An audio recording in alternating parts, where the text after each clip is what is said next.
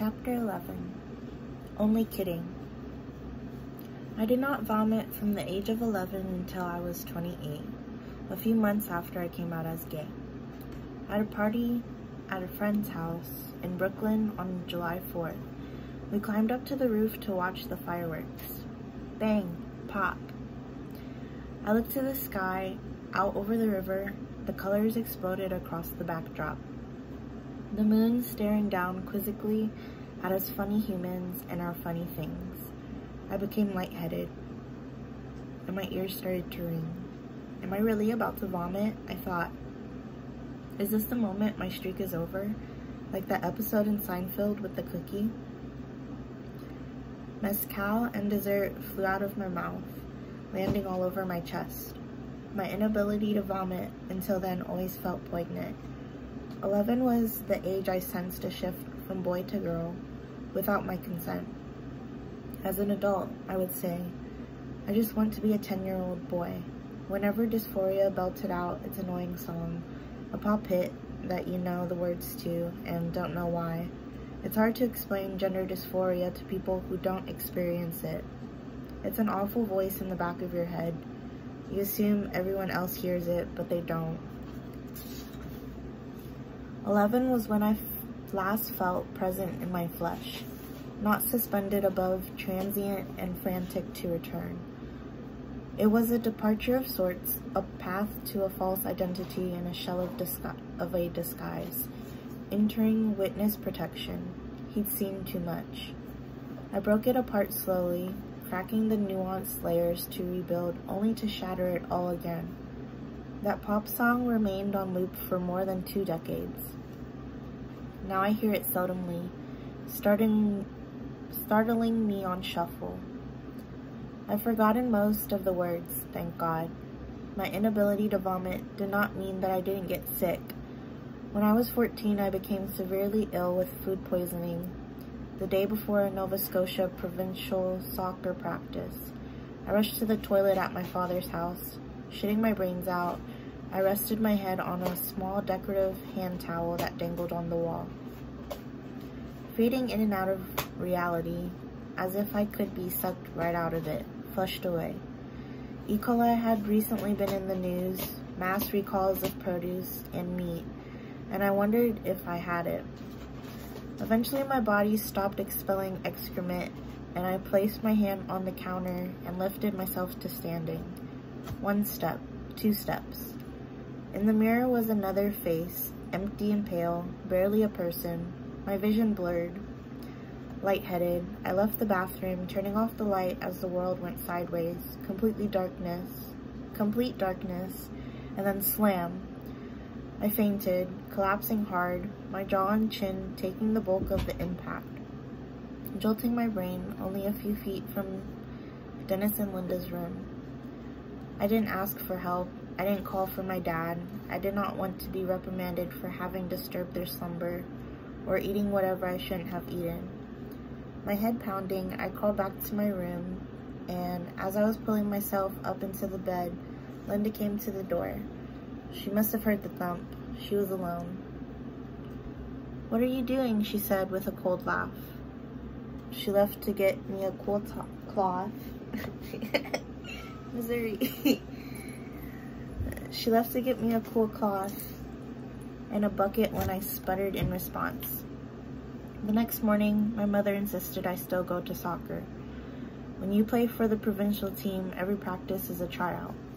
They overstack the team with the best players in Nova Scotia, and you can be booted at any time. Attendance crucial, soccer was more important than anything. Perhaps my mother exhaled a sigh of relief seeing me run with all of the girls. 16 was my soccer number, my favorite number. Only in adulthood have I realized its connection to the date I returned to my mother's for the second half of every month. At first, going over to Linda's had been between Nintendo and playing with my stepbrother. For the most part fun, but that was different from living together, where her antipathy towards me seemed to grow. I felt her annoyance at this burden from her husband's first marriage. she could get away with it. I never actually talked to my father about how she treated me until I was an adult, and I never not once stood up to her. I suppose I felt I deserved it, and why the hell wouldn't I? My father knew and did nothing about it. 90% of our fights were about you, my father told me many years later, claiming that he did protect me and I just wasn't privy to it. My guess is Linda was not the one who resented me. I feel that my father did too. It seemed like he was annoyed. He had made a baby in the 11th hour with someone he didn't desire to be with, a puny human, relentlessly keeping the cord strong and taut. I didn't like growing up in that house. Anything that forced me back home as an adult caused my anxiety to spread like a brush fire, chest aflame.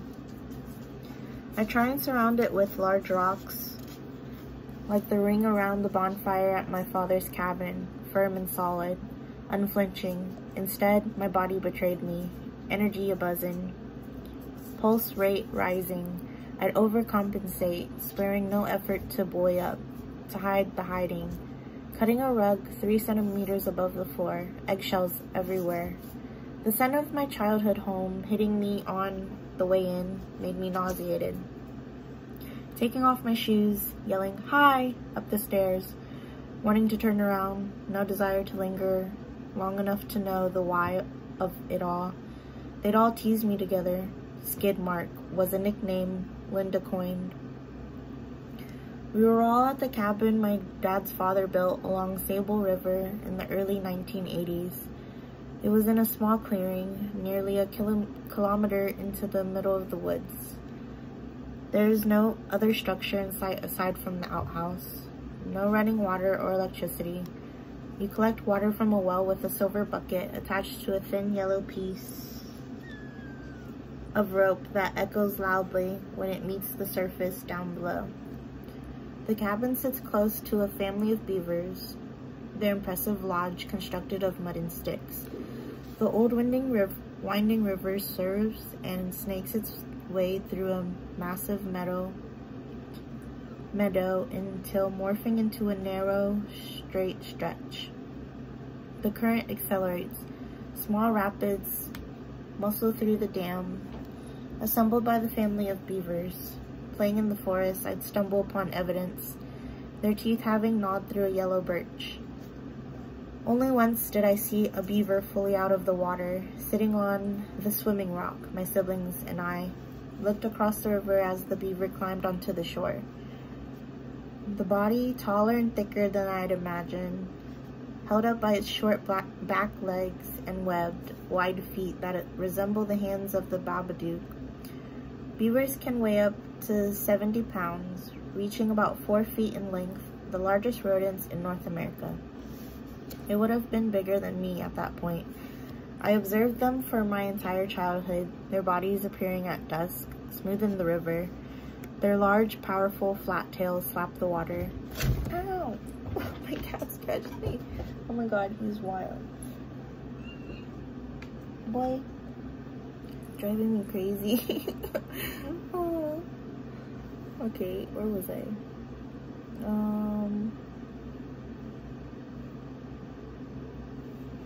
Their large, powerful, flat tails slapping the water, an echoing force, the beavers claiming their place. Swimming in the river, the color a dark brown with a tint of yellow like English breakfast tea. Thwack. Panicking, I dog paddle to shore. Frightened, my leg would suddenly snap.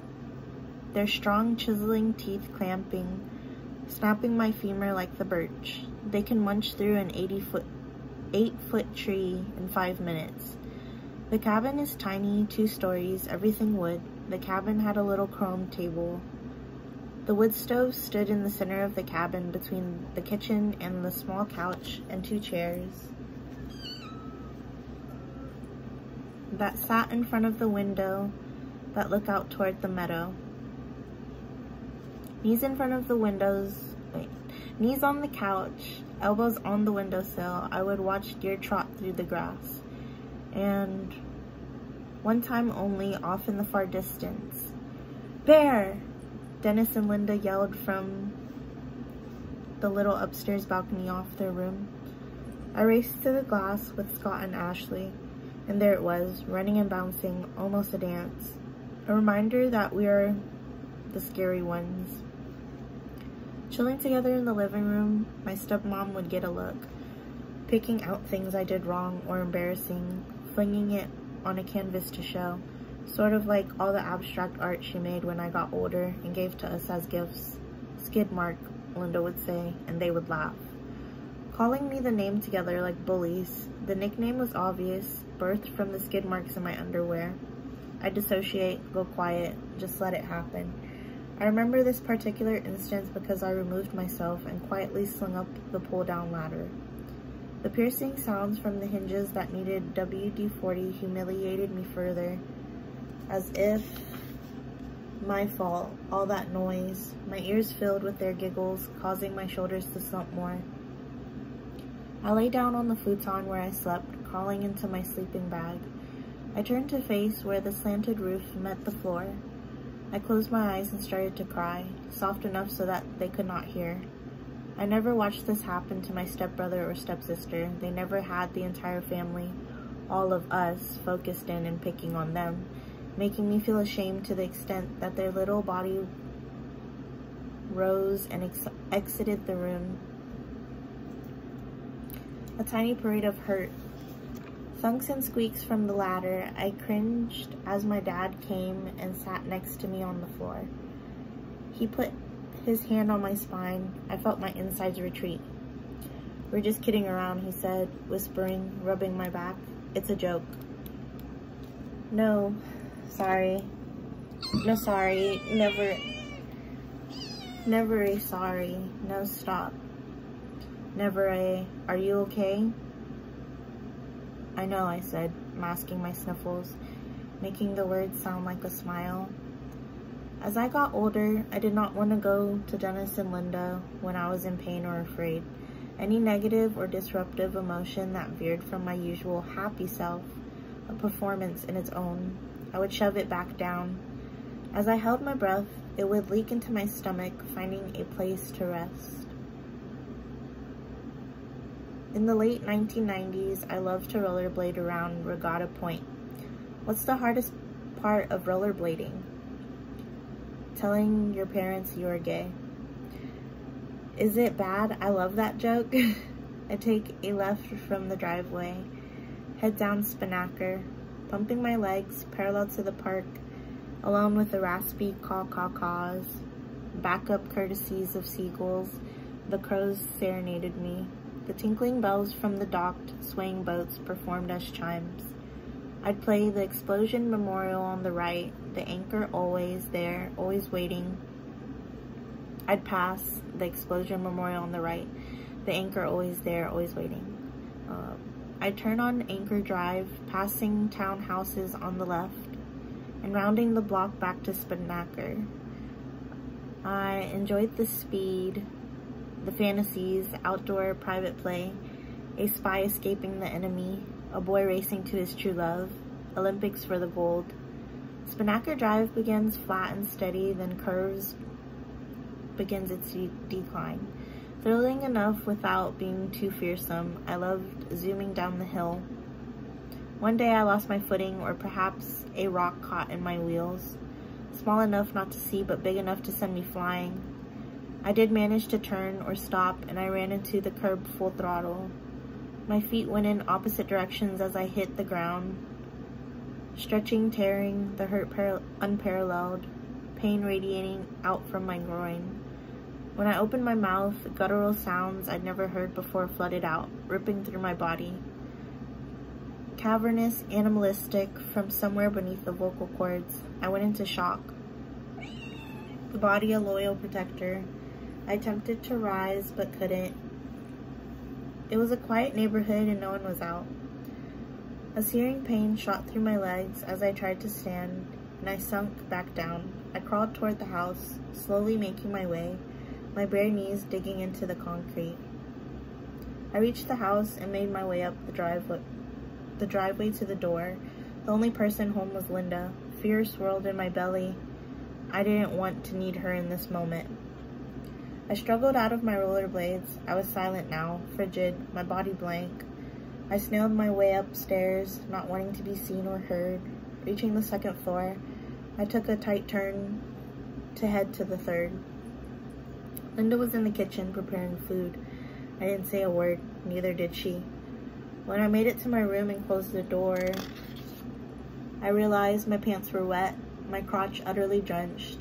I lowered my pants to see my underwear beet red, the cotton sodden with blood. Panicking, my hands shook as I carefully removed them, brushstrokes from my blood-stained panties leaving evidence on my thighs. The white undies, now a dark velvet. My breaths were short, just managing to accomplish the in and out. I went to the bathroom and wiped myself.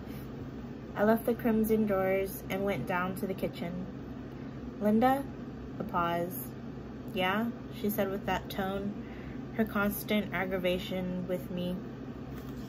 My mind had left my body, my mouth on autopilot. I fell rollerblading and there's blood in my underwear. I kept it simple. She shrugged. My throat froze, afraid to be admonished, unable to force out more words. As if hypnotized, I went back upstairs, but staring at the evidence, I knew this wasn't insignificant. I returned with the underwear to show her. She stood in the kitchen between the island and the oven. I held them up with both hands. I can still see her face when she saw them, those eyes big and wide, an uncontrollable reaction to the grotesque quality of a kid's underwear soaked in blood. She snapped into gear, reaching for the phone to call my father, who was thankfully already on his way home. We piled into the car and headed to a nearby clinic. I sat in the back seat and watched as they exchanged panicked whispers with an intermittent look back at me, then back to the road. A doctor with long brown hair greeted me kindly, moving quickly, but maintaining a sense of calm.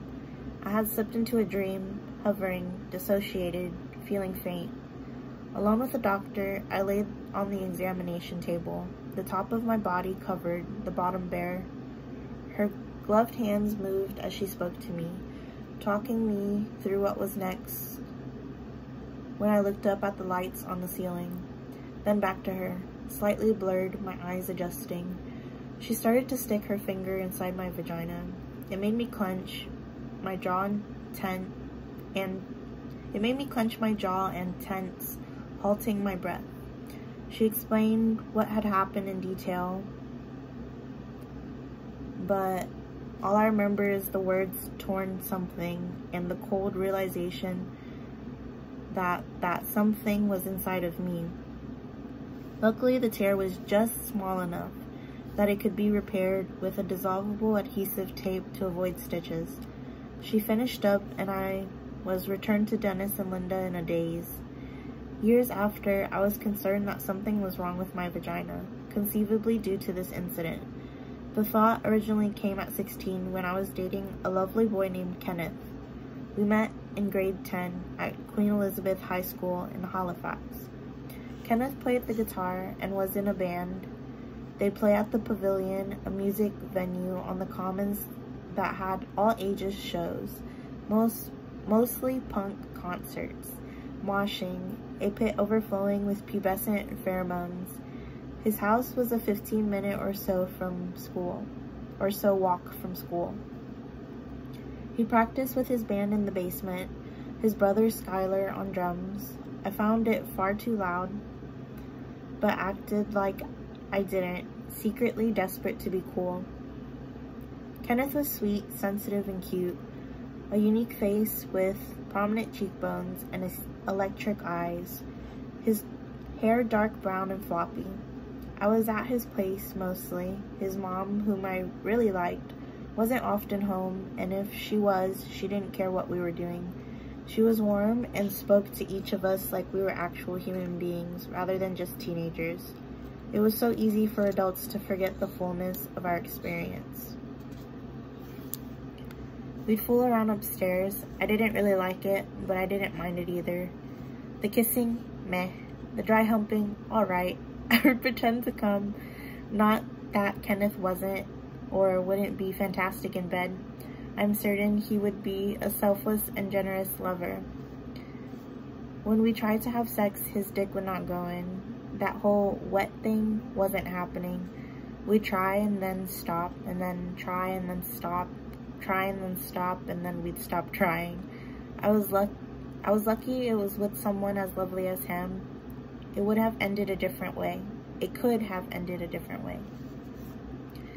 I had this idea that something had happened to my vagina during the rollerblade incident, causing my body to refuse entry. Someone was talking about doing it and hooking up and virginity and cum, and I didn't get it. Was everyone also pretending? I avoided sex with guys and suppressed my real, unrequited crushes. My brain could not comprehend that I simply wasn't interested, that I just didn't want to go through with it, which would be a completely appropriate feeling and response. When I walked into a gynecologist's office for the first time and recapped the situation, the doctor thought it best to give me my first examination and pap smear. A med student in residence flanked her, shadowing and observing the process. Legs up, spread wide, and cold metal speculum stretched me open, separating the inside of my vagina. The feeling sent sparks through me, up my pelvis, into my gut, fear mixed with exhilaration. Not pain, just a new discomfort for an unaccustomed body. She dug around in there. The new-fangled sensation caused me to fidget. Squirm, then stiff, squirm, then stiff. She assured me there was nothing wrong with my vagina. All clear. The response was frustrating at the time. Now I had nothing to blame. I sat up and covered my vagina, thinking, perhaps if I had sex enough, I'll convince myself I'll enjoy it. As my inaugural gynecologist visit was coming to a close, the med student looked at me. I really liked you in hard candy, she said. I squeezed a smile through a cringe, said thank you and goodbye, and left. Chapter 12, Roller Derby.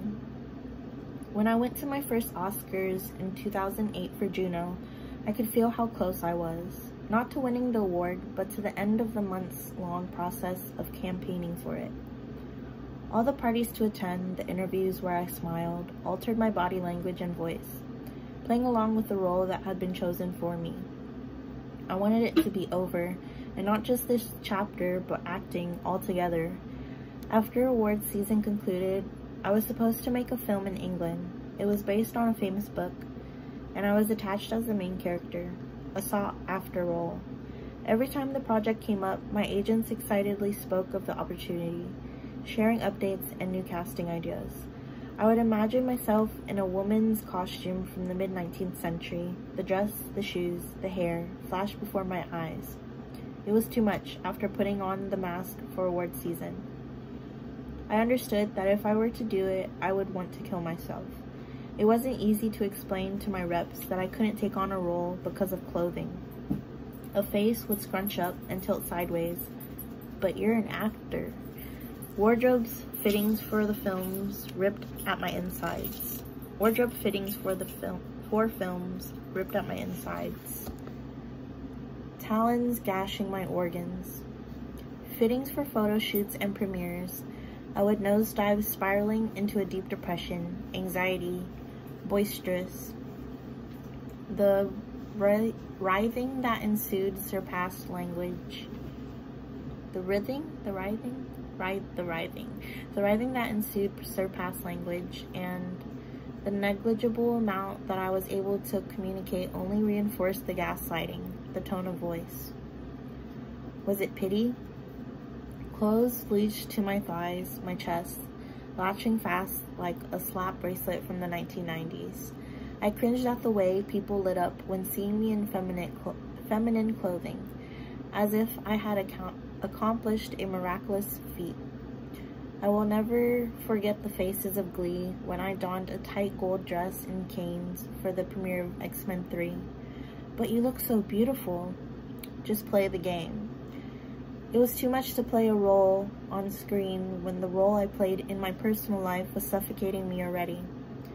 I pushed myself to dispel the truth for fear of banishment when I was despondent, trapped in a dismal disguise, an empty, aimless shell.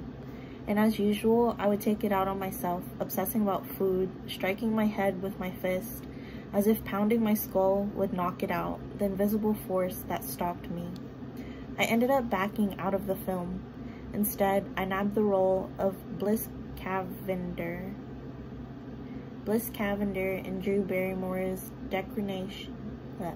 directorial debut, Whip It, about a 17-year-old from a small town in Texas who falls in love with roller derby.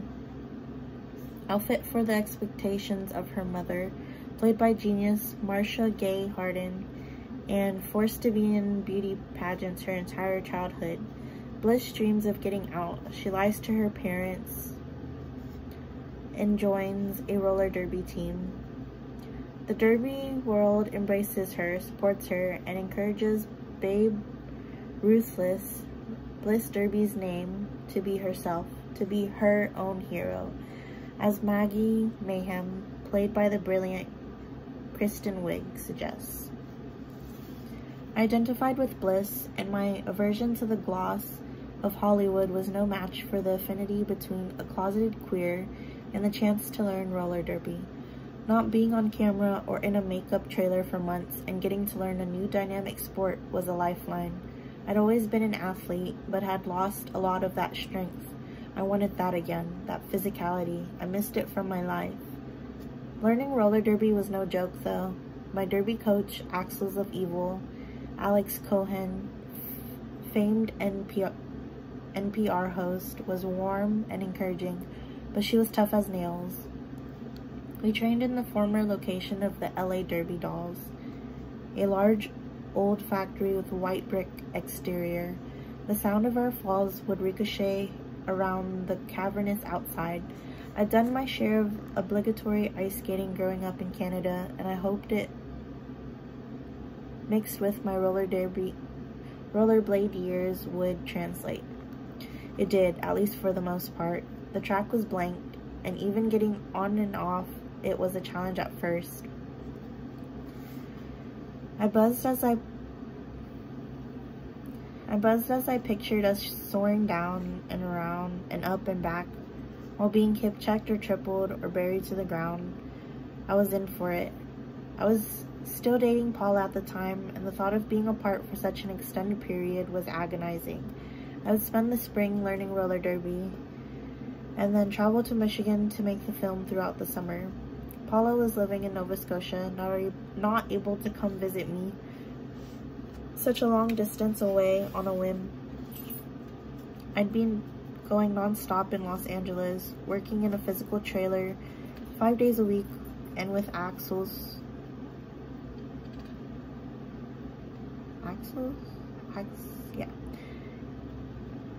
I'd be going non-stop in Los Angeles, working with a physical trainer 5 days a week, and with Axles for 3 days of the week. Quick trips home wouldn't be a reality. Traveling extensively for short visits only ever seemed to increase my loneliness, stress, and sadness. Los Angeles was still a fairly new landscape, and I felt perpetually stuck. The aloneness I experienced during those Juno Award months haunted me. A smidgen of the feeling could stir panic. I went from a person who craved being on my own to someone petrified of it. It was humiliating. I'd made it so far, and now here I was, incomplete and unable to function. Paula and I decided she should come live in LA while I trained. She had been in a relationship for a year. We had been in a relationship for a year. Man, my speech. We had been in a relationship for a year, lived together in Halifax, and did not want to manage the distance of it all over again. She would work as my assistant, so she wasn't losing income, driving me to training in the day, picking me up after, She returned to Nova Scotia at the end of the summer. We had a dog named Patty at the time, a brown and white Chihuahua. Why did I say it like that? A brown and white Chihuahua that Paula would take on reluctant walks while I trained. Patty was not a fan of this world, wanting nothing to do with anyone other than Paula or me. She was content to live life snuggled on our laps in perpetuity, snarling at anyone who drew near. We loved her, but she clearly had a past. With Paula as my assistant, we'd operate in the world with no one being the wiser. We can keep it a secret and still be together. We'll make it work, I tried to convince myself. We stayed in a ridiculous house on a hill just north of Hollywood near the 101. It was like nowhere either of us had lived. It was architecturally folly, all risks and shapes, bold and modern, with that sheeny look. A Dwell magazine spread. A movie about a closeted couple coming to Hollywood, and the location was impeccable. Now the drama just needed to unfold. I went from flying around the derby track to struggling to motivate at home. A paragraph in a book was difficult to get through. Nothing I had enjoyed before stimulated me. I'd pretend, but in reality I felt dead inside. I was overwhelmed at being known overnight. Recognized constantly. I hated it. People coming up, chipper and pumped to meet Juno, me wanting to hide in a hole and never come out. Paparazzi were outside the vet when we were leaving with Patty, who had gotten very sick. They'd follow us into Whole Foods. Another time, a woman in a white Honda trailed us for almost the whole day, taking photos. It's always left that lingering, anxious thought. Can they tell we're together? I never wanted to leave the house, and Paula was stuck with me. She didn't know anyone in LA. Paula resented me for being so closeted here, and during our fights, I couldn't help but get defensive and bring up that she wasn't out to her family. It didn't seem fair, me having to deal with the bulk of the blame. I was at least trying to make things work, figure out a way for us to be together. In Nova Scotia, even though we were living in the same one-bedroom apartment, her parents did not think we were a couple, and it wasn't like we weren't around them. I was over there all the time. Her mom and dad were very nice, but they were also very homophobic. They were religious, and things don't evolve overnight, especially when the Bible comes into play. And yes, my mom knew, but she was disappointed. And that sorrow sprang from the same holy source. But eventually, my mom started to change. Her old narratives began to crumble, creating space for new ones. When I came out as gay, Paula showed her parents my speech at the Human Rights Campaign conference.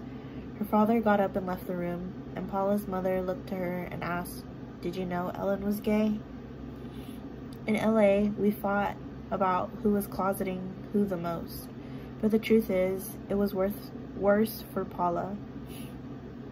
I was in denial, desperate to make it work. The family thing was somewhat manageable, albeit hurtful, but the Hollywood ball game was a whole nother story, riddled with confusing rules that constantly changed, and I had changed. I was different here, she wasn't. I was being told to lie and hide. It puzzled me to watch cis-straight actors play queer and trans characters and be revered. Nominations, wins, people exclaiming, "How brave!" Keep your personal life private, that is what I tell all my clients. My manager would instruct me, while the same clients walked the red carpet with a spouse or came out as heterosexual in an interview. Being arm in arm walking down the street in paparazzi photos was a natural phenomenon, even encouraged for publicity. There was always the pressure to appear more feminine, dresses to events, high heels, take off your hat. This was my manager's attempt at helping me build my career. In her heart, she was caring for me, coaching me to morph into part of the club, making sure I still had all the opportunities available to me. I got lost in the part, unable to fully lean into the character but still losing track of myself, stuck in the liminal space. Hollywood is built on leveraging queerness, tucking it away when needed, pulling it out when beneficial, while patting themselves on the back. Hollywood doesn't lead the way, it responds, it follows, slowly and far behind. The depth of that closet, the trove of secrets buried, indifferent to the consequences. I was punished for being queer, while I watched others being protected and celebrated, who gleefully abused people in the wide open. The system is twisted, so that the cruelty looks normative and regular, and the desire to address and overturn it looks strange. Sarah Schulman writes in her required read, ties that bind, familial homophobia and its consequences. Paula's and my relationship was caught in the crossfire, and I was losing track of how to make it work. Being closeted while learning roller derby has a special type of irony to it, given how intertwined queerness is with the sport. But throwing myself into learning this new skill still opened up a much needed pocket of joy in my life at the time. Drew was also learning to roller derby when she wasn't in pre-production for the film, and we had a blast together. More people had joined. The sensational Zoe Bell, I'm sorry, my nose is like stuffed up, who learned to roller derby in what felt like 5 minutes. Wow. She was fearless and full of fun. Her energy, always joyous and generous. We spread through the track, racing and bumping and laughing and falling and getting back up. It was actually the falling that eased the trepidation. You have a few big crashes, realize it's not a big deal, the pads work, you got this. Juliette Lewis came aboard, Eve and Kristen Wiggs soon after. Everyone worked hard, all of us equally focused and supportive. Learning something new together, especially something as challenging as derby, allowed us to bond quickly. It created a palpable chemistry, clearing in the film. It was such an awesome group. I'm grateful for those times. When we were capable enough, actual derby dolls would join our sessions, adding more bodies to experience the sensation of an actual jam. Scrimmaging with them was terrifying. The first time real-life derby stars came to practice with us, my hands trembled as I tied my skates. Making my way around that track had been hard enough, and now women twice my size were coming at me with their hip bones. I hoped my helmet and mouth guard were doing enough to hide my terror. There was no time to think. We swerved and smashed, and as the nerves dissipated, exhilaration took the reins. Playing with them improved my abilities dramatically. The moment when you commit to trust your feet, no more looking down, heads up, that is when you really start flowing. Shifting from thought to instinct. A special opportunity to tackle fears alongside others, something I wasn't so familiar with at the time. Witnessing the work pay off and the camaraderie form. But despite that closeness and the trust, it would be a while before I shared that Paula was more than my friend and assistant. Not that they couldn't already tell. We moved to Michigan at the start of the summer to make the film. It took place in Texas, but was shot predominantly in Detroit, Ann Arbor, Ypsilanti, and Frankenmuth were just a day or two in Austin, Texas. More people were cast, and the training continued. The days would begin with alternating yoga and calisthenics classes. It was intimate, all of us fully committed, laughing, tired, but having fun. However, I did feel inherently dissimilar, perhaps reminding me of the high school soccer days? Question mark. Not just mismatched physically, but also energetically. Despite always being invited in, I buzzed around the fringes, unable to wholly connect. When we beef, When we'd been filming on skates all day and losing our heads from exhaustion, Kirsten and I would work between takes on a musical we had spontaneously created, The Unidentified Beast. It was based on an article we saw online about an unknown creature that had washed ashore in Montauk. It was referred to as the Unidentified Beast. We gestured dramatically as we skated, choreography revealing itself through our emotion. We'd improvise songs as we looped around, delusional with fatigue. Our main go-to line was pretty straightforward: "The Unidentified Beast!" We'd belt, arms raised. It didn't get old, at least for us. Perhaps the surrounding cast and crew felt different. We haven't always kept in touch, but at certain significant moments when I really needed someone, Kirsten was always there. She lights everything up. The first time I began communicating how I wasn't okay to LA pals was to Kirsten and Aliyah Shawkat, who plays Bliss's best friend, Pash.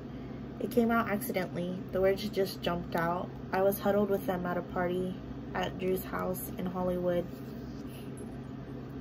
Many months after we had wrapped the film, we stood chatting. Oh my gosh. We stood chatting. They were speaking excitedly. I felt lost in space, dissociated. It was a period where I almost never left my apartment. And even in the apartment, I could not operate. The TV would be on. I'd lie on the couch and not watching it. I'd fixate on food. I felt too afraid to text a friend to make a plan, as if my presence was an endless burden. I was sinking in slow motion, like a nightmare where you go to scream but nothing comes out. Mouth wide, lips parting, wanting it, you try again, silence, and down you go. I looked at these two wonderful people. Oh my god.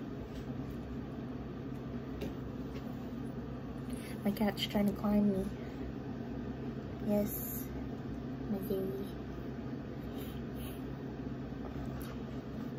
Where am I?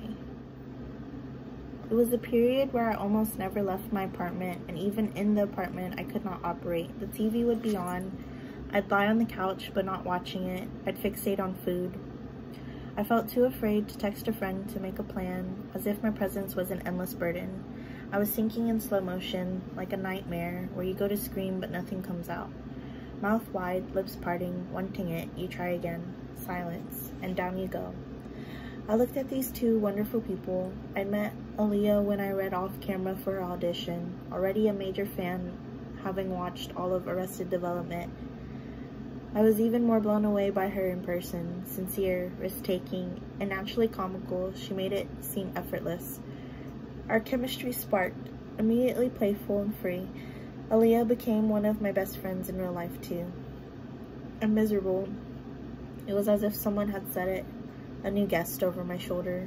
What? They said, attention shifting to me. And it came out. I was hurting. The closet too much. My relationship crumbling. I couldn't leave my home. I believed it unattainable to ever be out. Unthinkable, the idea I could be where I am now. I would have laughed and dismissed the suggestion altogether that this would be a feasible future for me.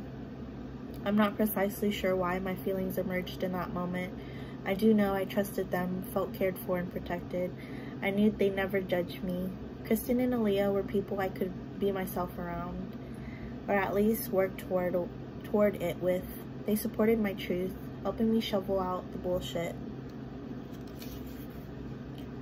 that covered it, wanting me to feel free. But despite people's desire to help, it would all take me so long. False ends and false starts, me fooling myself, justifying suppression and self-harm, rewarded for lying and punished for sharing the secret. You can make a choice and go or stay, but this is my reality, my life. I'll never be able to be out. I don't know what else to say. I said to Paula in my studio apartment in Hancock Park, my first place in Los Angeles after making the official move. I really believed this, and a couple years later, I still felt the same. The anxiety never stopped. Pounds were dropping, panic attacks were preventing me from leaving the house. Many days I felt myself unable to drive. My lack of motivation alarming, my desire for nothing too big. It was my manager who got me to my first real therapist. A life-saving introduction. We need to get you to a place where you can come out, a new therapist said to me when I was 23. No, that is impossible, I replied without thought. I moved through my lips as organically as my queer walk. When the topic of gender came up, I could not speak. I would just weep. It was too hot to touch. It would take another decade before I properly addressed it, until I was able to sit with myself long enough to listen, until I was pushed so far that I didn't have a choice, the last fork in the road. Chapter 13. Buckets. As the shoot for Whippet was coming to a close, the thought of bursting this bubble and going back to Los Angeles with Paula disturbed me. I wanted to get as far away from Hollywood as I could. I had been fixated on the state of our environment and the catastrophic impact we've had on it. As I became more and more entrenched in Hollywood, I was traveling around the world constantly for work, staying in luxurious hotels, chucking the towels in the tub to be washed. I searched online for somewhere I could go and learn about sustainable living, wanting to know what it meant for humans to exist in sync with our natural surroundings. I stumbled upon a place outside Eugene, Oregon called Lost Valley. As described on their site, Lost Valley is a learning center, educating youth and adults in the practical application of sustainable living skills. We take a holistic approach to sustainability education, engaging students in ecological, social, and personal growth. Looking into the various programs, I settled on the Permaculture Design Certificate course. Paula was planning on coming too. It would be a month of living and learning in an intentional community far removed from the world of film, and I could wear whatever I wanted. A week out from heading to Oregon, Paula decided not to come. She did not want to be away for a month. She returned home, and settling in Halifax felt nice for Paula. A coziness, a community, and familiarity. She'd been following me around, tagging along, no real agency of her own. Out of a groove, she wanted back in. Now the thought of going to Lost Valley without her filled me with dread. I'd be alone, walking into a situation with complete strangers. Going solo into an unknown situation was one thing, but this new reality I found myself in, where people I had never met knew who I was, added an extra layer of anxiety and discomfort that I wasn't sure I could reconcile. Lost Valley, the course, the space, that time disconnected from my current ways was something I craved. I wanted to push through my silly little fears and go. My keys are always in my pocket. That is what I tell myself, explained Drew. If I'm not sure, if I'm hesitant and scared, I simply remind myself that I have the keys in my pocket and I can leave at any point. You can just leave. A pretty straightforward suggestion, but one I had not considered. To this day, I will say this to myself, and it still helps. I flew into Portland, where I changed planes and continued to Eugene. I arrived the day before I was to show up at Lost Valley, so I booked a room in a motel. My nerves had calmed somewhat, the travel complete, but stress crept back in, social anxiety mounting even while alone. I plunked down on the bed, the top blanket scratched my elbows. Grabbing the remote, I rolled over and turned on the TV. E.T. was on. I grinned and almost winked as if to say, I hear you. I love synchronicity. Regardless of what it means, I notice it and roll with it. E.T. is one of my favorite movies of all time. I have EP Phone Home tattooed on my arm. I probably watch it once a year, and never have I not bawled my eyes out. I wish so badly to be Elliot when I was a little boy. For my first Halloween, after I came out as trans, I donned a red hoodie, and by chance already had sneakers that looked just like his in the film. I dressed up as Elliot, hit the streets of Manhattan with some pals, and had the best Halloween ever. Wishes can come true. When I awoke in the motel the next morning, the air was moist. Fog loitered in silence. I soaked it all in. I did not have very much luggage. After having traveled for a month throughout Eastern Europe with only a backpack, I'd learned how to keep a bag pared down. My cab arrived, and I plunked my bag in the back seat and got in. This was my first time in Oregon. I stared out the window as we sailed down the highway. Ever since watching E.T., my nerves had thankfully diminished. Passing churches, gas stations, irrigation services, and mechanic shops along the way, it reminded me of Nova Scotia, a certain aesthetic in rural spaces that immediately jolts me home. The driver took a right off the highway onto Rattlesnake Road. We descended into a new world, swallowed into the forest, slaloming through trees, all trees, with creeks roaming and meeting and splitting. He took another right onto Lost Valley Lane. I said thank you and goodbye as he dropped me at the foot of the property. People welcomed me with big smiles and warm eye contact. I was directed to where I would be living, a building that had been the former sleeping quarters of the all-boys summer camp that existed there before.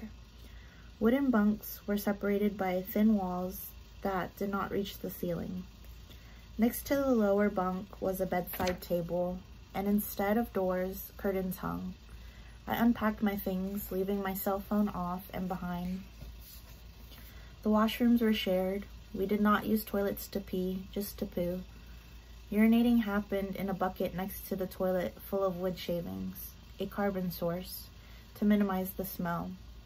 When the odor inevitably made its way through, we would take the bucket and dump it on the giant compost outside.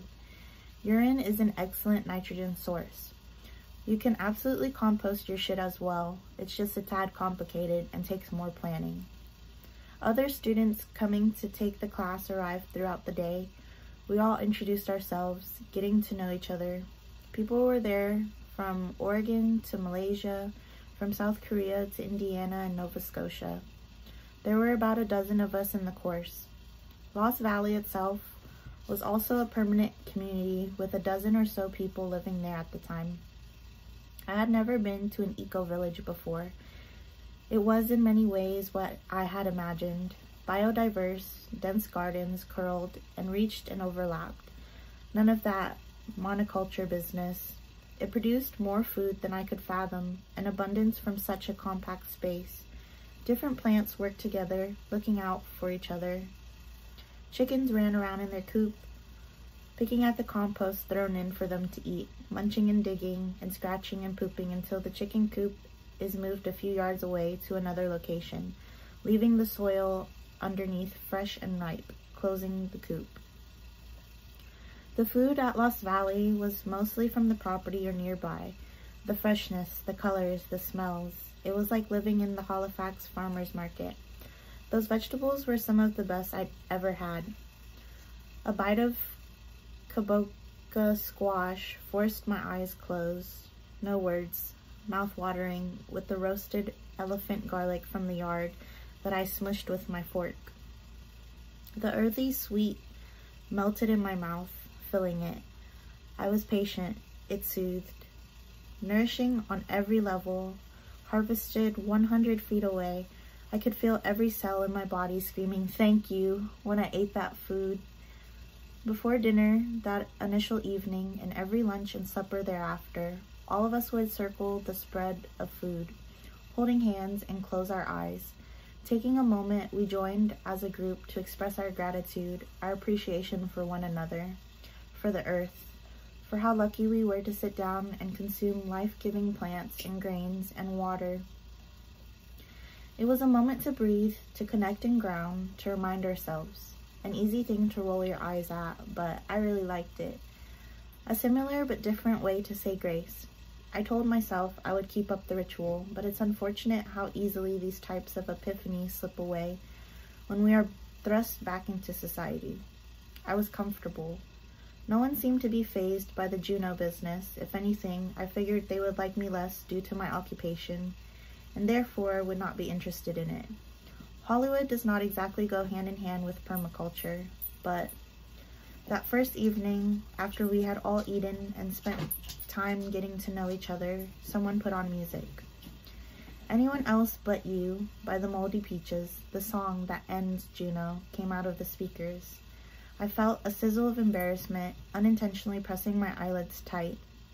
I had wanted to so badly escape it that time, how people saw me, and perhaps it was needed to break the ice. We spoke of the film briefly, and then of acting for a bit longer, and then that was that. I could just be me, whatever that meant at the time. The group was full of warm, supportive, and passionate people who cared about Earth and our collective future. I had been mostly dismissed in my friend circle in Los Angeles when I spoke to these issues or bought books for them that they would never read.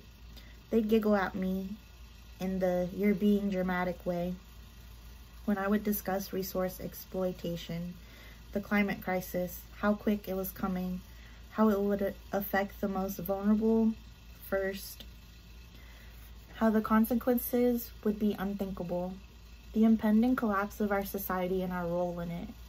"I think you're overreacting," was a common response. "You lesbian hippie," another pal said.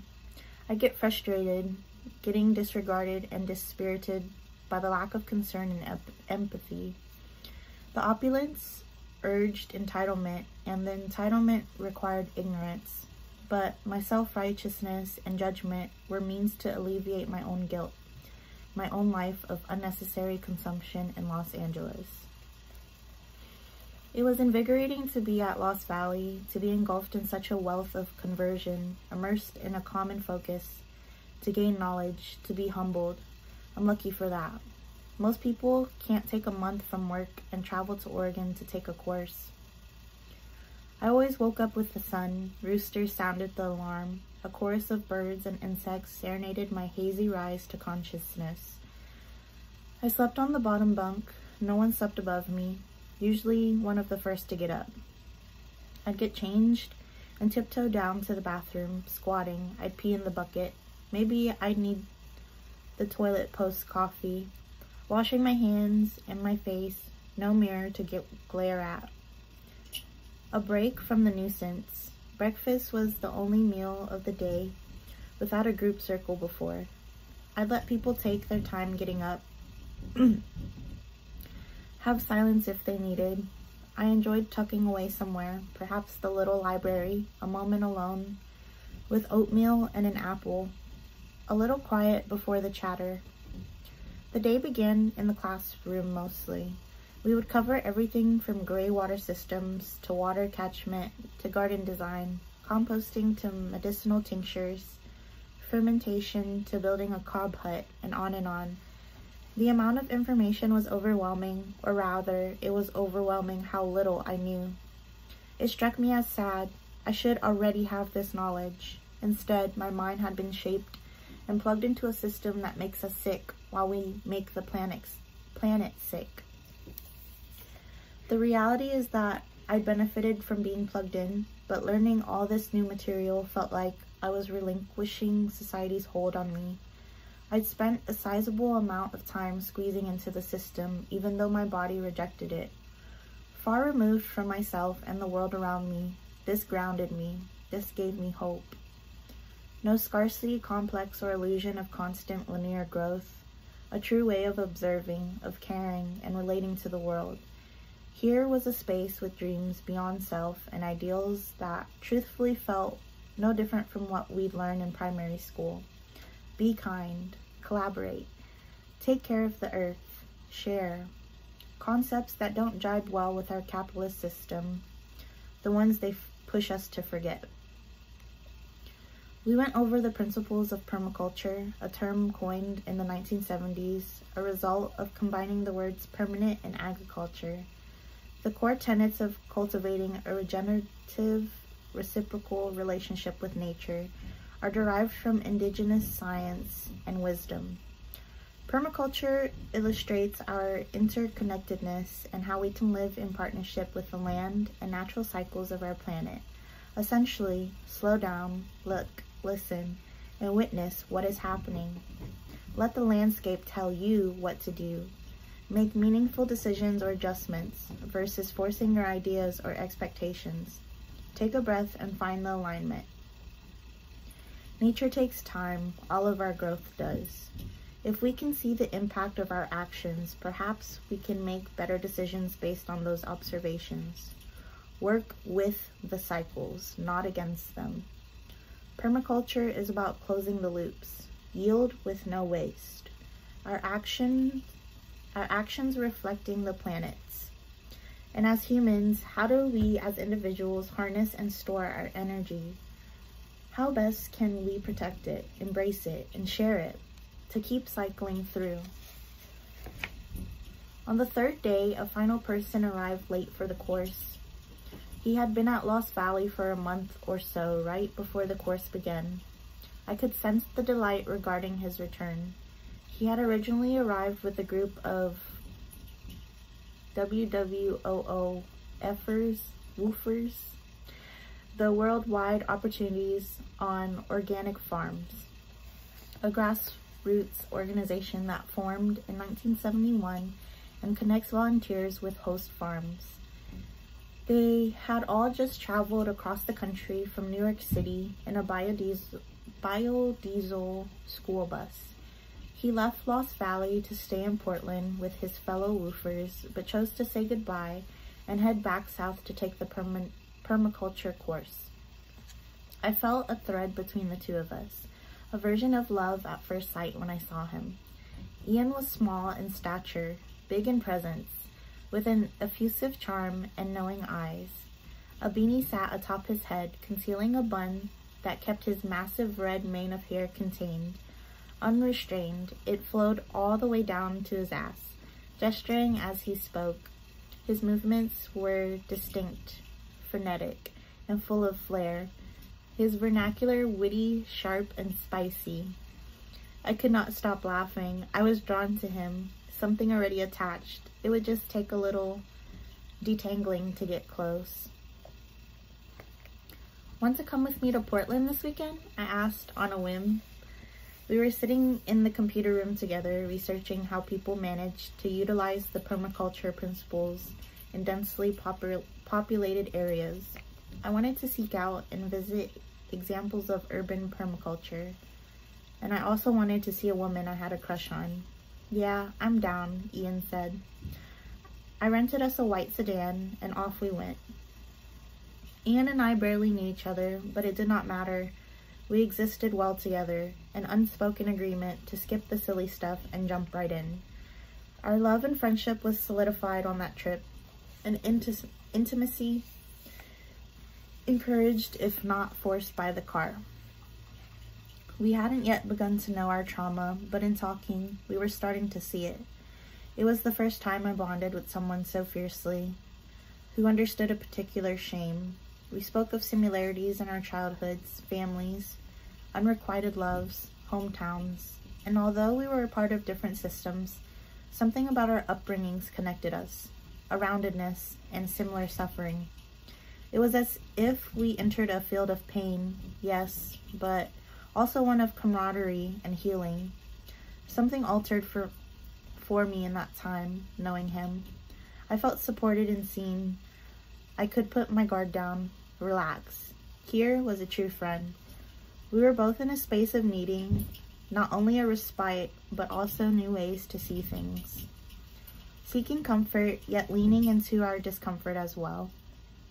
A risk-taking through wanting rest, and desire for community that was connected to our queerness, digging through the layers to find it. We craved a paradigm shift from other worlds and required other eyes that didn't hold us down to old narratives. When we arrived in Portland, our first stop was to meet a woman who had turned her small craftsman home on a compact property into a permaculture haven. She produced zero trash, and the list of just the edible perennials growing in her yard was mind-blowing. She had chickens and rabbits, water catchment, and gray water systems. There was even a silkworm tree. I'd never seen anything like it. She gave us a tour of her house, explaining how she composted her shit. Pee went in one bucket, shit in another, and if I am remembering correctly, she would rotate biannually between 2 compost bins, closing off one for 6 months so nature could work its magical chemistry, transforming waste into fresh, fertile soil to grow something new. Her root cellar was filled to the brim, cans upon cans, jars upon jars of preserved food. It was magnificent. I had never been to Portland before and wasn't sure where we should stay. This was a perfect excuse to text my crush for suggestions. We checked into a hotel, dropped our backpacks, and lay on one queen-size bed. He's cute, I thought as I looked at Ian, wondering what he was thinking. A sense of attraction, yes, but more curiosity. Strange how immediate intimacy often conflates the two. We went to a wine bar to meet up with her and her partner. The 4 of us sat at a high table next to the window. I looked at my crush from across the table, eyes glued. She was brilliant, funny, multi-talented, and sexy, and I was transfixed by her mouth. Had been since watching the music video for Entertain by Sleater-Kinney compulsively. I had first met Carrie Brownstein at the SNL after party when I hosted back in 2008. Sleater-Kinney has always been one of my favorite bands. After school in grade 12, before my mom was home from teaching, I would strip down to my sports bra and briefs, close the blinds, and place the Woods CD in my mother's stereo system in the living room. I loved the cover. Forest grows through a theater floor. Heavy red curtains frame the wooden stage, closed to fully open. Pressing play, I'd crank it up and up and up. The moment the drums hit, Janet Weiss, Taking You Like the Tide, my body would drop, surge, and sway. I'd enter a different world. On the day the duck was born, the fox was watching all along. He said, "Land ho, land ho."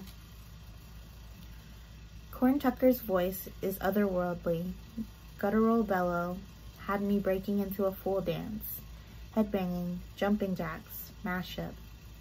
Full throttle to the entire record, I'd go non-stop, flailing myself around the house, all limbs extending, stretching, frantically releasing energy. Sweat dripping, I dropped to the floor, giving 20. Run up the stairs, down the stairs, push-ups again.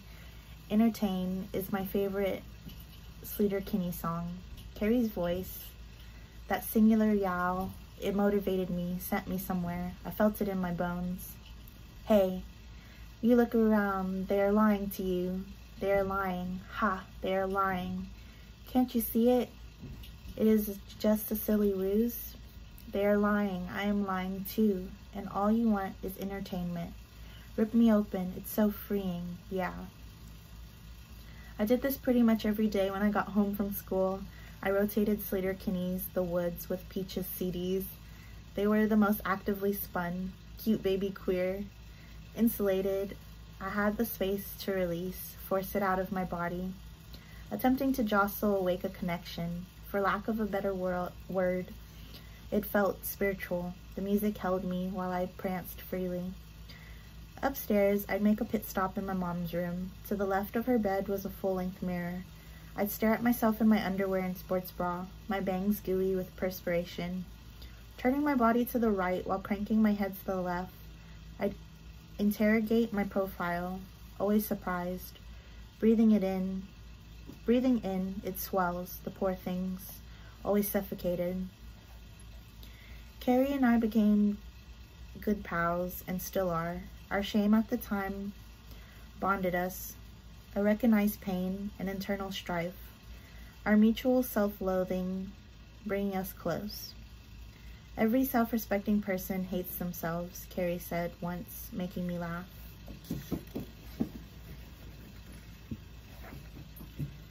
Terrified to be out, resentful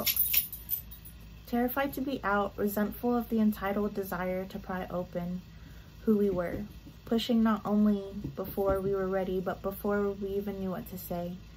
There's a shared joy in knowing that the love did come, a bond shifting from shame to healing. I didn't take my eyes off Carrie until I had to. Empty wine glasses sat on the table. I watched her mouth as she took her final sip. That night, Ian and I slept soundly, sleeping in the same bed without issues or awkwardness. The next day, we drove to a small community of people who had been formerly unhoused. Between donations from hardware stores and volunteer engagement, the space appeared to be thriving, with permaculture as one of the main focuses. Wooden supplies would be dropped off and used to build tiny homes. Food grew throughout. Water catchment tanks stood tall. Compost had its place. We were fortunate to be welcomed in, to have them share the evolution of the community with us, how the principles of permaculture were being utilized. Ian inspired a new sense of poetry in me, instilling a strength to open the heart, grounding me in ways I didn't know I needed. We discussed art and literature I was not yet familiar with. I wanted to devour information through books, and was always looking for recommendations, from Bill McKibben to David Suzuki to Naomi Klein. In grade 12, I thought I'd go to university and planned on applying to the University of Toronto. I had not been sure what I wanted to study though. My lack of clarity signified I should give it a beat. Cast in X-Men a few weeks later, my first job in well over a year, it ended up being the launch pad into working nonstop. I thoroughly enjoyed learning. Well, if it was something I had an interest in, if not, I was stubborn. I wanted my ignorance to be revealed, for new perspectives to take the place of the dominant narratives I'd grown up with, rooted in bigotry and white supremacy.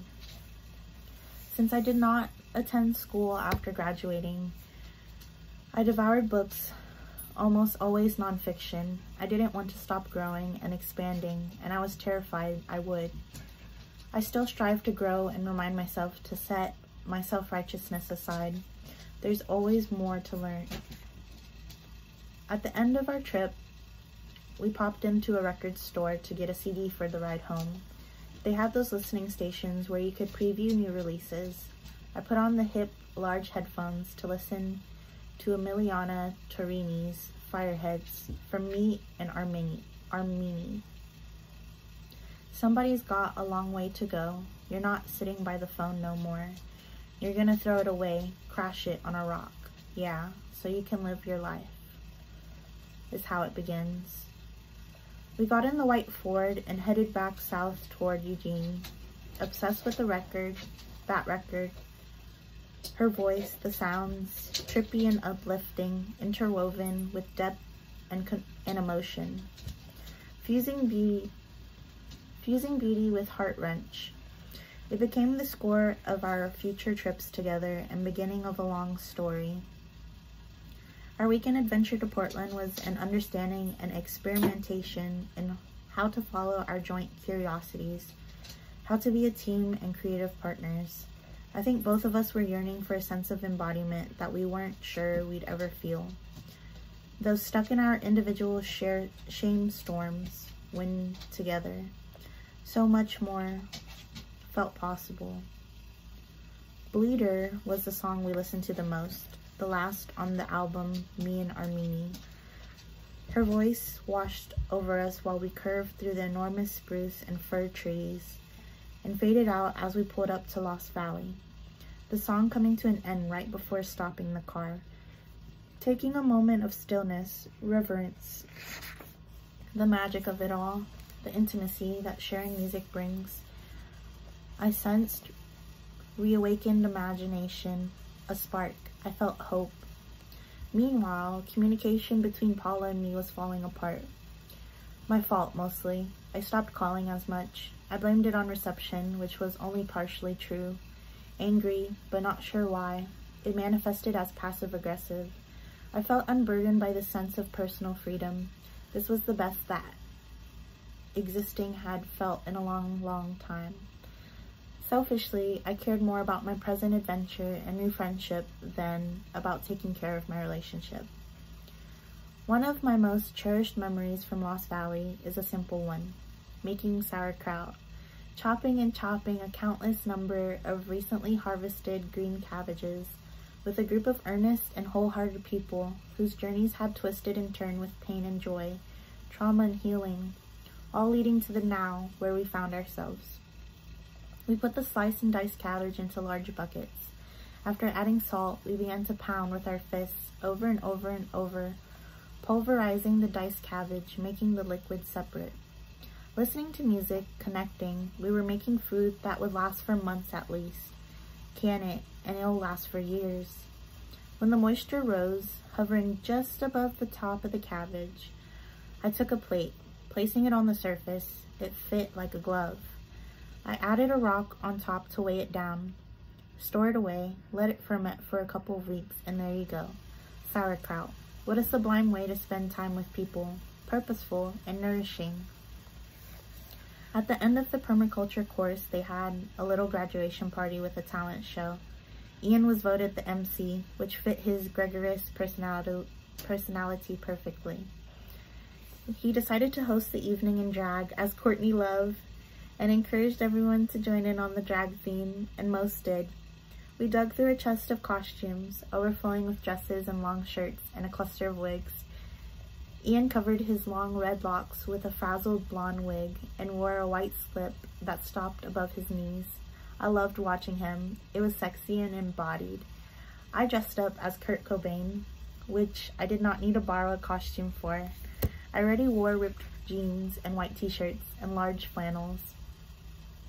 He led the show magnificently, never skipping a beat. The charisma, the sass. We laughed and people shared, vulnerable but willing.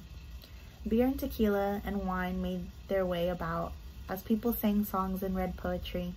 I played a tune I had written on the guitar, simple but sincere. The tenderness that was in the room was nameless, a bonding with strangers that went beyond amicability. It felt magical. The next morning, plenty of us, haggard from the booze, we stood outside in a circle. We held hands while everyone took a turn to reflect on their time there, to say their goodbyes. I felt calm at first, peaceful and grateful, but then an insatiable amount of sadness consumed my body. I began weeping, snot dripping down my face and chin. I kept wiping it away with my windbreaker. My time at Lost Valley, that was the closest I had felt to me in a long time, where I felt present with anything at all. Don't get me wrong, wherever you are, the mind follows.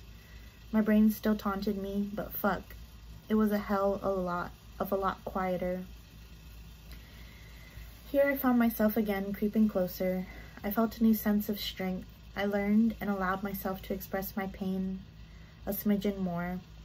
But this was hard to hold on to outside of Lost Valley. No longer in the woods without a mirror, but back in Los Angeles with its relentless traffic and sprawling lawns. At the party, Ian and I finished with a duet. Sitting in a fold-out chair, I picked up the guitar and settled it in my lap. The candlelight lit everyone's faces, illuminating kind and encouraging eyes. I looked to Ian and he looked back, our nerves peeking through. I smiled and he smiled too, as if to say, I got you. We played doll parts. There was video of it at some point, but we have never been able to recover it. How much better, though. It lives in our shared memories, those moments that started it all. Chapter 14, U-Haul. The first time I tried to speak to my mom about sexuality, it didn't go very well. I was 15 and coming to terms with how attracted I was to women, only letting myself think of them when I was alone. Searching online, am I gay? How do I know if I'm gay? There was no need to avert my eyes from my male peers. They did not titillate me. My nerves hummed around certain girls. I'd have to avoid them. It must be so obvious, I'd worry. I was in the passenger seat, head down, mustering up my strength. I turned to my mother. Her eyes were on the road. Her silver earrings dangled, not quite reaching her jawline, swaying with the car's movement. Mom, I think I might be gay. That doesn't exist, she yelled before I completed the word. My body sank in the passenger seat. The air sucked from me. I hung my head. She looked forward again, and neither of us said another word about it. As I aged, it became clearer that I wasn't going to be a pretty straight girl. The pressure from my mother to alter my appearance began to increase, alongside the bullying at school. I tried. My mom's joy and relief faded to disappointment as I began to return to my original state. She did not want me hanging out exclusively with boys anymore. You like Tina. Why don't you do something with her this weekend? She said offhandedly, as if I didn't know it wasn't simply a casual, friendly question. When high school began, she encouraged me to spend more time with the girls on my soccer team, rather than my closest pals. She didn't want me hanging with the kids who were dressed in all black, with various colors of hair, purple, green, blue, poking out from under hoods and beanies, the freaks, the artists, let's be real, the queers. At one point, suspecting it was a group of pot smokers, it was. She said I couldn't be around them, despite being aware of the extreme drinking in the jock scene. We didn't not drink, but nothing like the popular kids. Anytime I hear Joe Budden's Pump It Up, I'm transported to 2003, a living room in the South End, drowned in the stench of alcohol and sweat and horniness. Armpit stains taking shape on the American Eagle shirts. Girls grinding their asses against the guys, like in the music videos on television. It was unusual when someone didn't have to get their stomach pumped. It always felt more about image than anything, less about me going to hell, and more about my mother's ego. She wanted what the other soccer moms had, a daughter. I didn't talk to her about my sexuality again until I fell in love with Paula at 20 years old. Actually, I didn't talk about my sexuality even then. I just said, I'm in love with a woman and her name is Paula. At 24, I tried again. I'm gay, Mom. You know that, right? I'm gay, and I'm not going to end up with a man. I finally said when a woman moved in with me. I met my second girlfriend right around my 24th birthday at a surprise birthday party for Drew.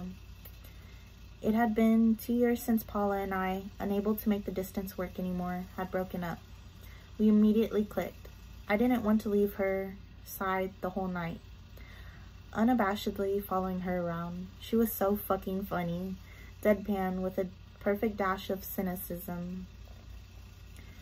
Whenever she would disappear from view, I'd find myself searching, enraptured by her eyes when she smiled, a sexy, almost mischievous smirk. The way she moved her body, an effortless cool, she was queer and confident, an actor whose movies I loved. That was the first time I exchanged numbers with someone. The night ended in the wee hours of the morning as we closed out the bar, but I was too shy to text, to make a plan. I had yet, in my adult life, to reach out to a woman like that, to initiate. Time paused, but I could not stop thinking of her. Absent-minded, I'd hold Command and N to search her name in a new window, procrastinating from work to scroll and stare. It was close to a month later, and I couldn't muster the courage to simply ask, "Hi, want to grab a bite sometime?" Instead, I used the excuse of a movie premiere to invite her and her best friend, which made it feel less pressured, but just as obvious.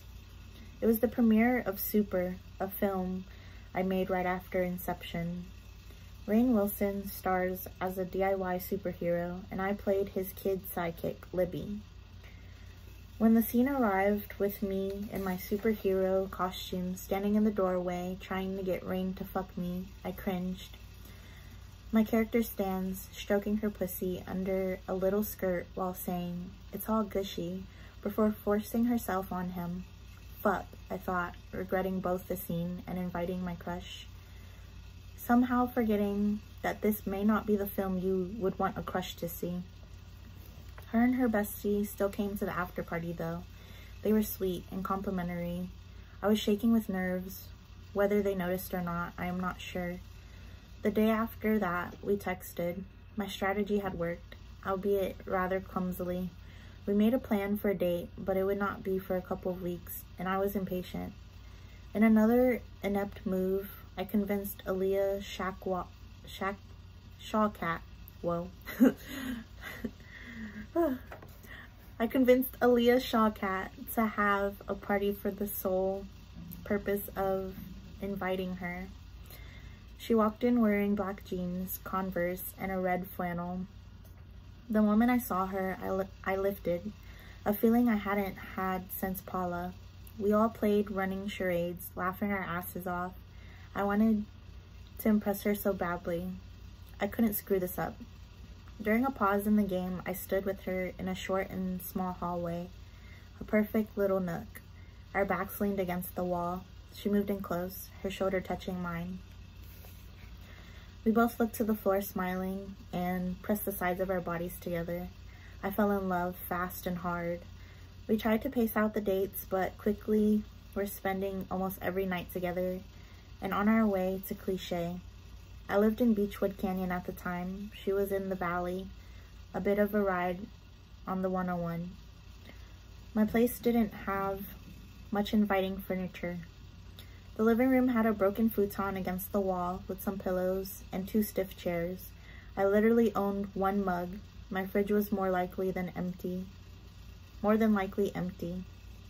So we were typically at hers. She had a proper living room with comfortable furniture and a TV in the bedroom. A walk-in closet that was kind of tidy and organized I could only dream of.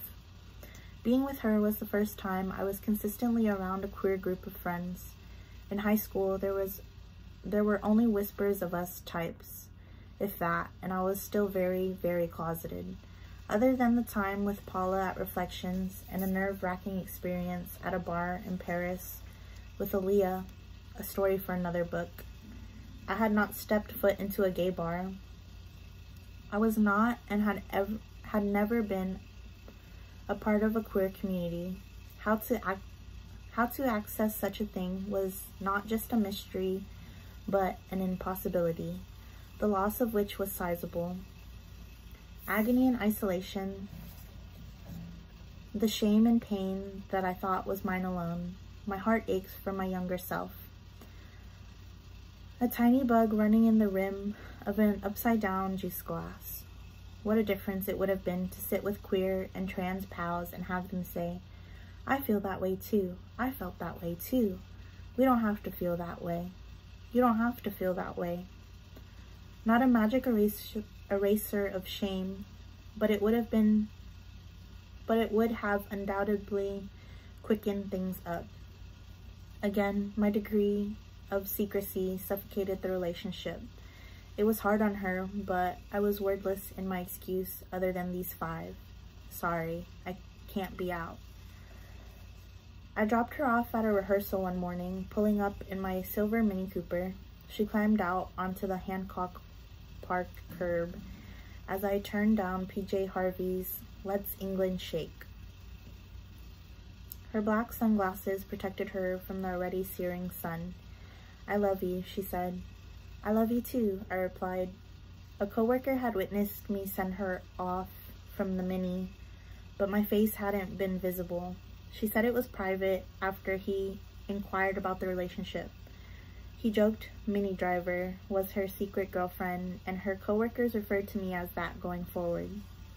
She slid her arm around me at a sit-down Bon Iver concert one evening. My body stiff as a board, head still forward, my eyes danced around, as if they were the ones performing. It felt better to not ask for her arm's removal in order to forego a night of intense arguing and dramatic hand gestures. The first time I would let someone hold me at a concert wouldn't be for more than 3 years. I told my mom about her on the phone. She referenced something in regards to me liking men or an ex before I said I was dating a woman. Her "I know" came deflated, as if I couldn't sense her disappointment. In the 2 years after Paula and I broke up, I had tried to be with dudes, like in high school. I'd wanted to convince myself it was possible, that I could enjoy it or at least tolerate it. The closet was grueling. It suffocated me, stewing in my shame, exhausted, lonely, and depressed. I wished to be the person so many wanted me to be. It felt like the only option. While filming Inception, a friend of Leonardo DiCaprio's visited set, and we had a lovely connection. Peter was warm to everyone, eyes beaming with care. When I saw Leo next, I told him I liked his friend, to which he responded that his friend liked me too. For our first date, we went to Universal Studios with Leo and his mother. Peter and I sat close on the rides, our thighs just touching. My mom was over the moon. Prayers answered, but my affair with Peter didn't last very long. A month, maybe 2, like high school all over again. My girlfriend and I moved in with each other too quickly, well, sort of. She was selling her first house while I was looking to purchase my first house. The time was absurd. Escrow closed on her place as I was to move in. So we figured, why not a temporary situation? See how it feels while she figures out her next steps. At attempting to convince ourselves through subtext, that's not the same as U-hauling. The congruence of our stuff, physical, yes, but emotionally, really fueled the love. But I was yet to have names or words or tools for mine, and neither did she, at least not the correct ones from my perspective. We clogged the system and burned it to the ground. I handled the ending horribly, ostensibly, forcing her to break up with me. It needed to end, but I was incapable, shoving my desire to leave, the sick feeling in my throat, to where I don't even know. Cringing and pulling away in bed, heartbeat rattling. My body was loud and clear. She heard it too. I could be passionately conveying my love, my desire for a future, but also confused as the words formed on my lips. A disembodied mouth, the little plastic wind-up one that waddles along with its large feet. The goal was calm, and I did what I could to keep it that way. And then I got a crush. And then I lied about said crush, and I caught it, and got caught in said lie. Right before the holidays at that, I made everything a complete mess. It turned into an L-word holiday special. Cut to me thinking up a stupendous idea to make a mess of the mess. I got back together with her. It stemmed from the guilt, I know. Whether conscious or not at the time, easy to see now. That went on for a month. At least that time it did. I did it. At least that time I did it, instead of manipulating her to do it. She was, rightfully so, pissed. I loved her profoundly. I wish I'd taken greater care, that I had been further along and not placated until I snuffed the truth. Moving my finger through the flame, I made it dance before licking the tip of my index, rubbing it against my thumb and pinching, extinguishing it in an instant, that subtle hiss. My body hoarded the unexamined emotions, sensations, wants, and needs. Easy sentences prepared in my brain stuck. They were visible to me, written out. I heard the voice, but my mouth refused to cooperate. Just the tick, tick, tick of the wind-up toy, or nothing at all. Shingles popped out of my spine while filming Inception when I was 22. In a cast full of cis men, I did not understand the role I found myself in. Despite everyone being delightful to work with, I felt out of place. For the first 2 weeks of the film, I joked I would be recast with Keira Knightley, and rightfully so. Shingles communicated the stress my body felt, what my words could not. In our relationship, I'd expected I would finally feel at home, a destination completed, quandaries resolved. She was out and surrounded by a community of queer women, which I was now a part of, but if anything, it slowly exacerbated my dysphoria. I was not settled. I still felt out of place, stirring up the dust. A pinball of projection, I internalized the chaos. It left me feeling bereft of hope. How could I possibly feel this way? I bawled to my therapist again. Why won't this emptiness ever go away? We do not realize the extent of the energy we are losing until we find where it is seeping from. Invisible until it is not. A thought just out of reach. Only now do I understand just how much I was consumed. The degree to which my brain was taken by a desperate, insatiable need to control. A watchtower enforcing my own personal isolation. My mother recounts the incident in the car when I was 15 differently than I do. She'd bring it up randomly, perhaps secretly wanting me to correct her, to initiate that conversation, even changing the location from inside her VW Golf to the park. I remember we went for a walk in Point Pleasant Park. You were so cute when you were little, you called it Park Pleasant Park. Anyways, we were on a walk and you were scared to tell me, and then you did, and I just got quiet and felt sad. And I think I said, I just don't want your life to be hard. Worried how you would be treated in this society. I felt bad I said that.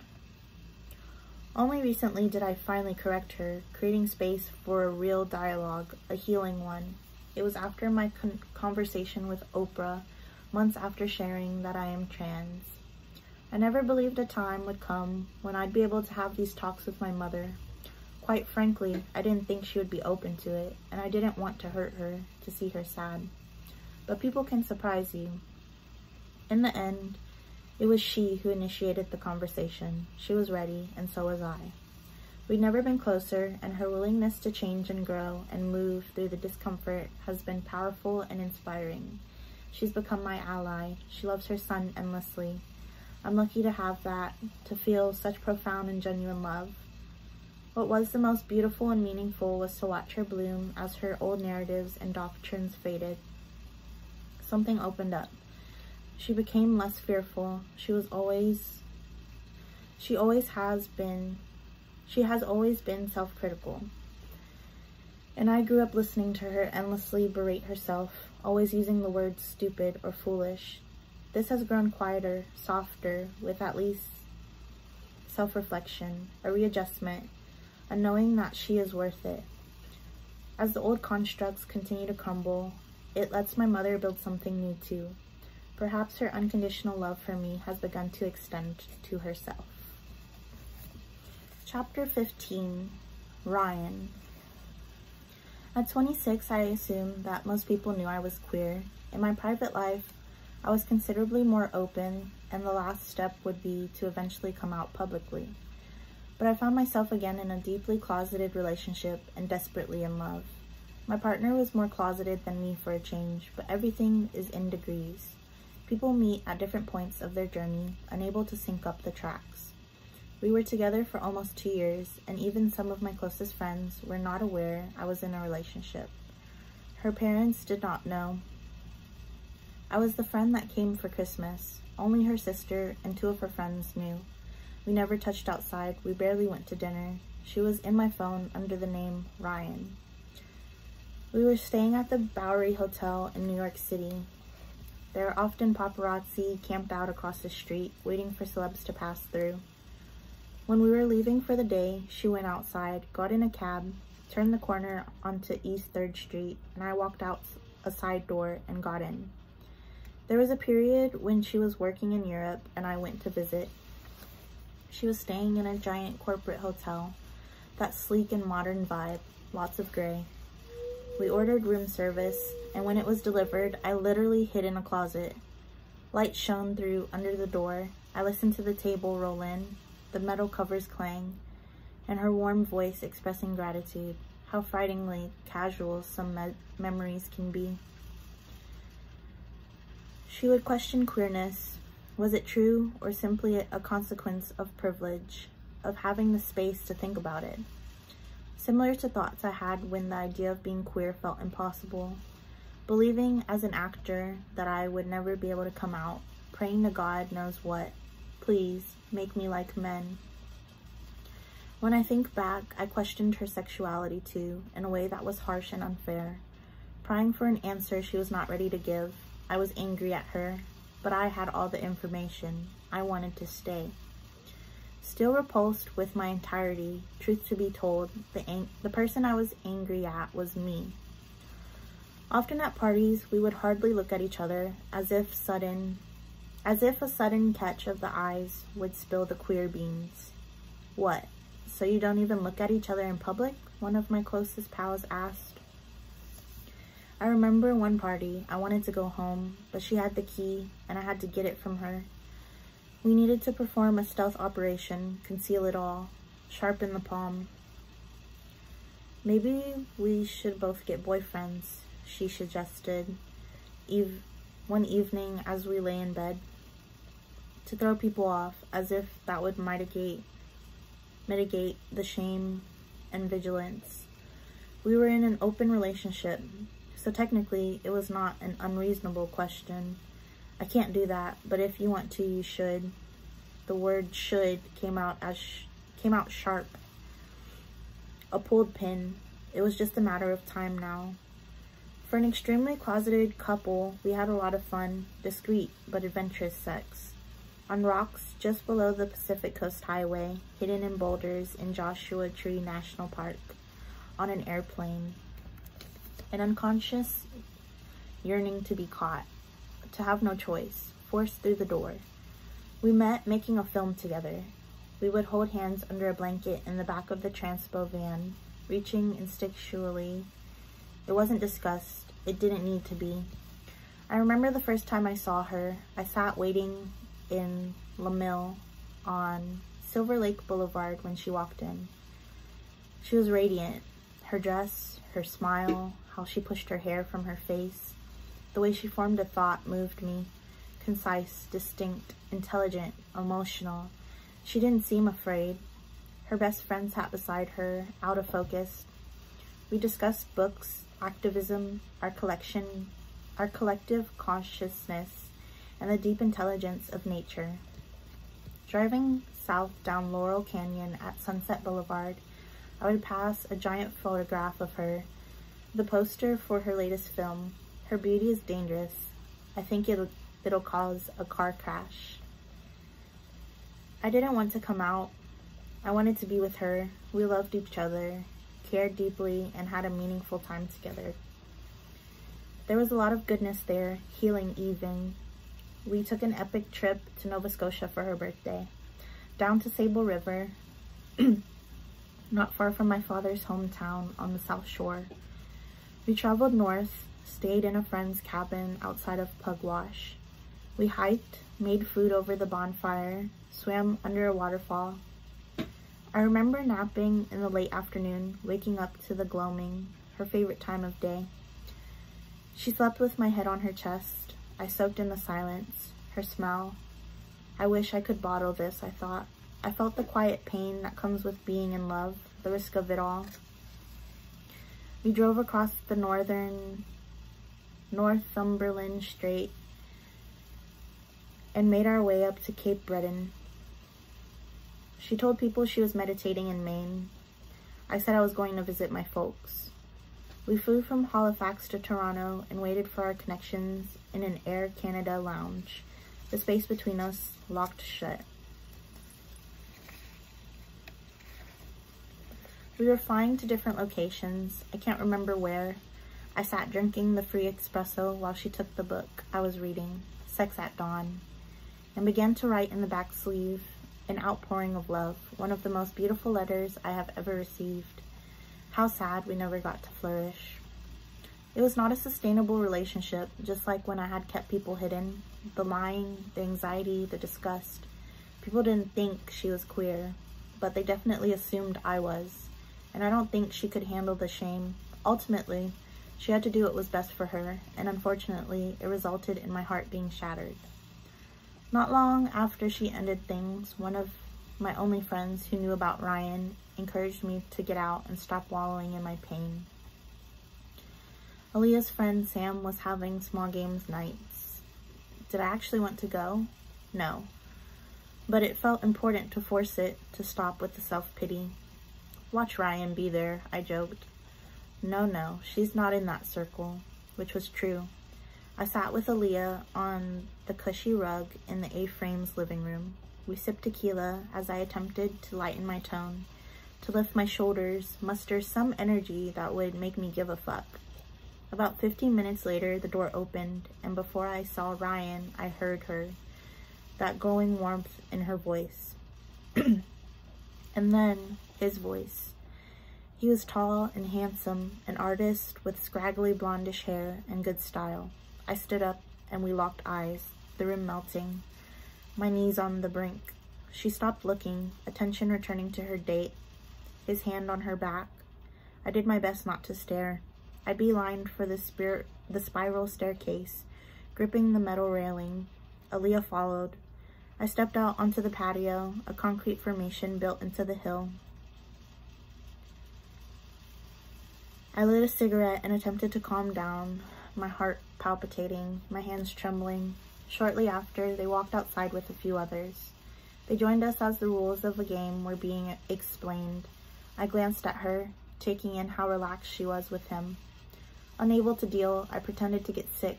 Oh no, I think food poisoning, I said, my hand moving to cover my mouth. Scrambling to the washroom, I waited for time to pass. Avoiding the mirror, I splashed water onto my face.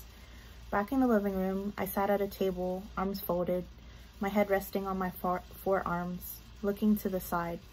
Aaliyah rubbed my back as Ryan's date came over with coconut water. He had no idea about our history, of course. It was a kind gesture, but I wanted to take that coconut water and throw it. Aaliyah tried to intervene. Eventually, I got up and headed outside to wait for a car. I kept the secret. I went from a relationship where attending something like games night together was inconceivable to watching her being touched by him, her enjoying it, existing in the way she could never with me. I guess I should be happy for her. I tried to convince myself. I wanted to be evolved, but it was too much. It unreservedly gutted me. Someone will break your heart, but you will break one too.